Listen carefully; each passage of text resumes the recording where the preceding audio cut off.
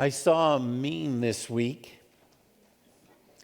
Mother's Day is apparently the day of the year when the least amount of crime is committed. And apparently that says a lot about how many mums are out there committing crimes.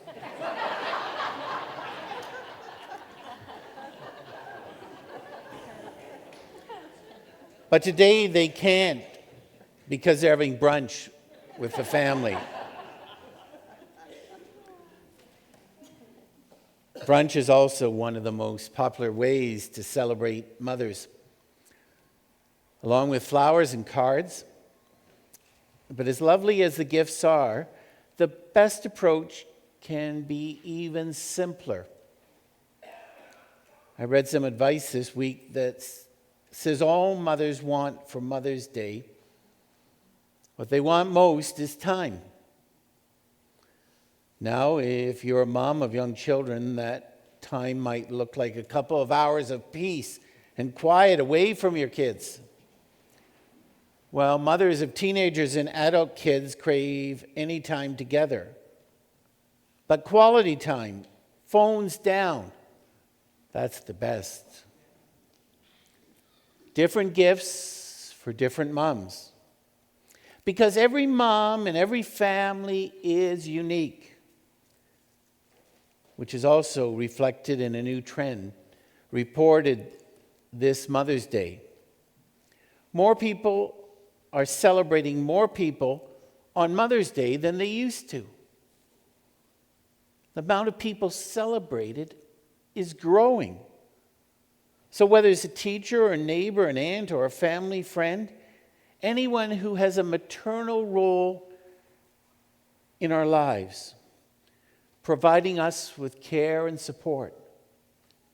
More of us are choosing to honor those relationships, choosing to celebrate our unexpected family, if you want. Because there's no doubt families can be complicated. And while perhaps it's easy to blame this all on the various social strife and problems of today, our scripture readings show that families were complicated throughout history. Reading between the lines of the passage from 2 Timothy that Rachel read, Paul praises the influence of Timothy's mother and grandmother. But there's a notable absence of any mention of any male relative. There aren't any details, but either Timothy no longer had a father and grandfather, or they were not part of the emerging Christian church. And given the prominence of Timothy in the community, there's a tension there lying beneath Paul's words. And then we look at those who were there at Golgotha, witnessing the crucifixion, Jesus on the cross. Mary, Jesus' mother, and his aunt are the only family members listed who were present. We know from elsewhere in the gospel that Jesus' siblings were not supportive of his ministry. And we can only speculate on their response to where things had led, was that it was a disapproval in terms of response. In contrast, for those at the foot of the cross, their presence underlines their loyalty to Jesus, their belief in Jesus. They have risked being identified with Jesus and opening themselves up for arrest by being there at Golgotha. And Jesus' family have left their mother there to face it alone. Family tension, family conflict, that hasn't changed. But for some, it reaches levels that cannot possibly be endured and should not be endured. Rachel is a young woman living in Toronto and shared her story on a blog. Her blog we read this.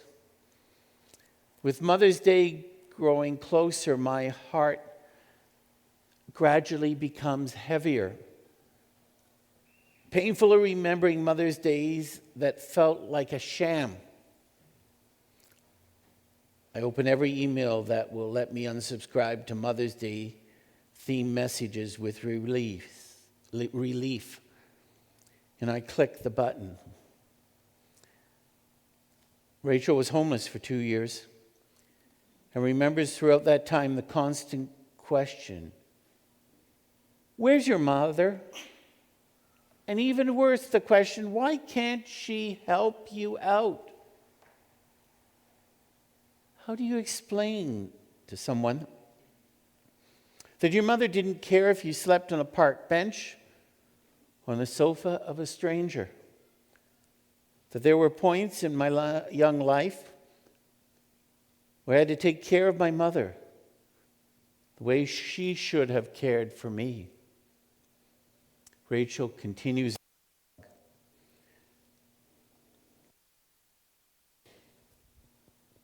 Growing up, I realized that I was missing.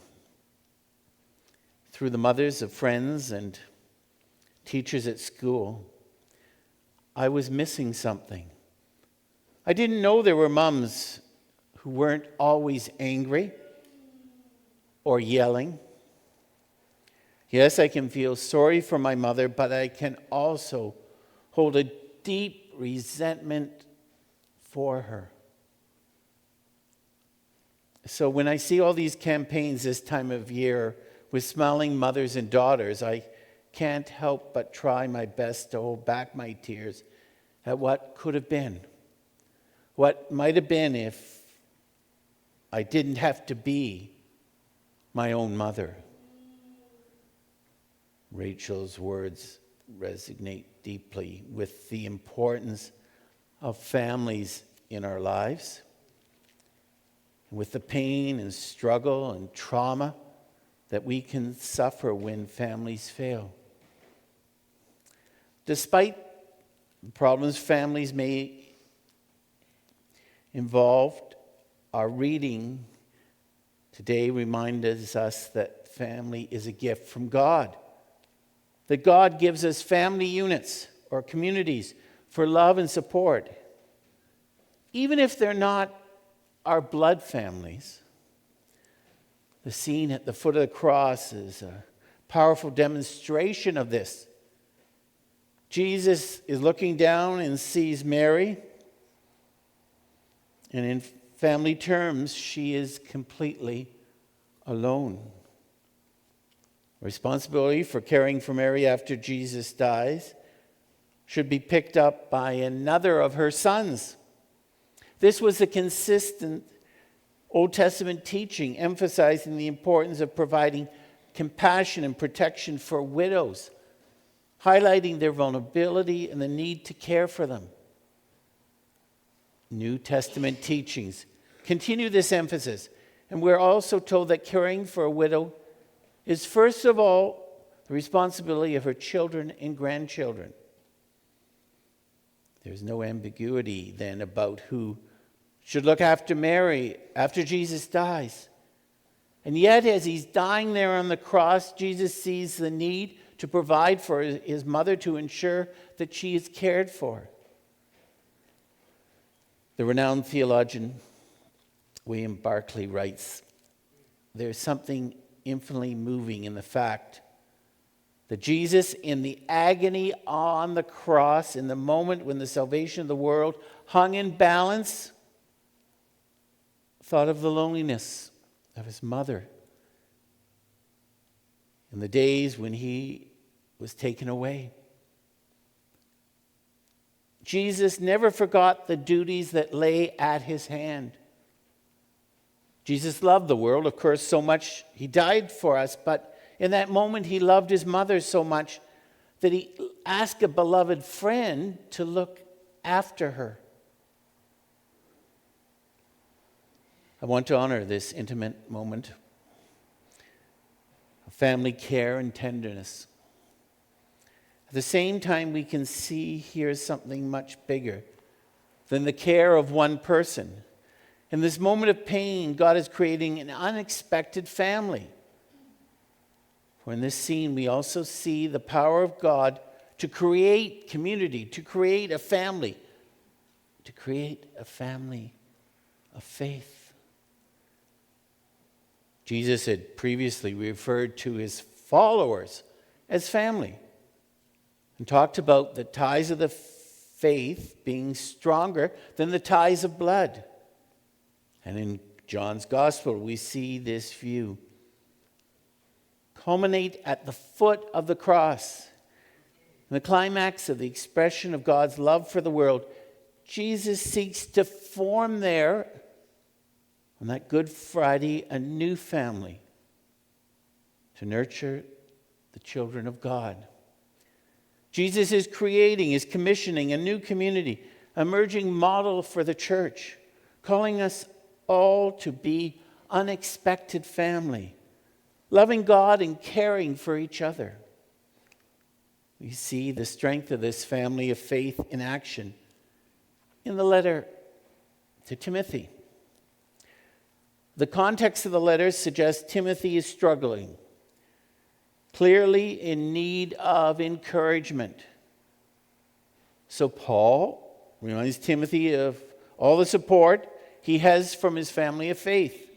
First, through his grandmother, Lois, and his mother, Eunice.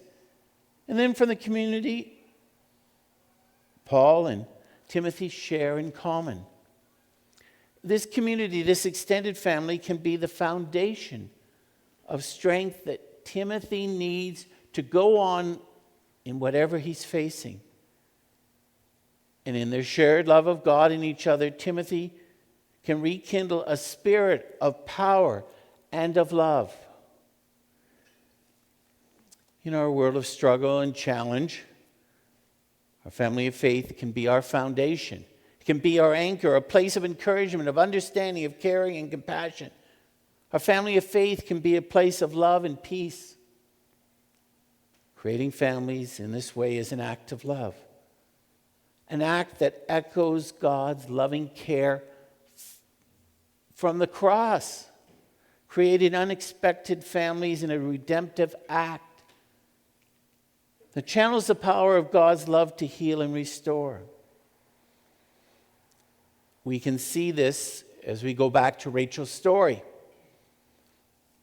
which, although is one of trauma and rejection, Rachel's story is also one of hope. For Rachel is now one of the young artisans working for the Toronto jeweler Kind Karma. Kind Karma was founded in 2017 and employs at-risk and homeless youth in Toronto to handcraft quality jewelry. The founder recognized that employment options open to young people did not generally suit those also healing from trauma or dealing with a mental illness or health challenges. In some circumstances, committing to shift work, set hours, or customer service could be overwhelmingly difficult for them. And as a result, traditional employment for at-risk and homeless youth can be difficult to retain. Kind Karma is breaking down this downward spiral of rejection and struggle by providing flexible work and a supportive environment that establishes the basics of a healthy lifestyle. This organization gives mentorship and creates a place to nurture and achieve their goals. So unexpected families are needed at all stages of life. I read recently of a group, a family, created to support veterans of the armed forces as they readjust to civilian life, often struggling, however, with feelings of dislocation and detachment. This unexpected family group was created in northeast England by Army veteran Mickey Warkey. When he realized that the main thing that gave him hope and purpose in his new civilian life was supporting his football team and going to their games. As he met other veterans at matches and realized they were all in the same situation, he created a group of them to share their love for both their time in the forces and their Newcastle United Football Club. This shared bond of group helped alleviate isolation and loneliness often experienced by the veterans. And the impact of the group is both powerful and powerfully needed. Membership has snowballed since the group was founded, and in less than 6 months, they now have over 2,000 members. The unexpected families remind us that there is no preset standard or normal, ordinary family. On Mother's Day and Christian Family Sunday, we honor moments of family care, which come in so many different shapes and sizes. They show us the importance of the power of God to create family spaces for all of us. For we are called to love as God loved, and to create communities of love, and to build unexpected families to be places of encouragement and understanding, of caring and compassion, of love and peace. And in this, we are blessed with God's love.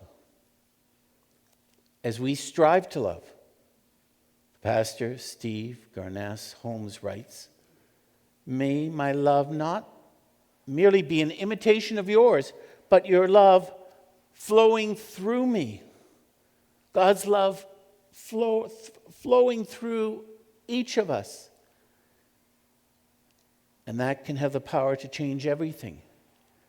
It's not the finite, tired human love we need to summon. It's God's abundant and eternal love flowing through us.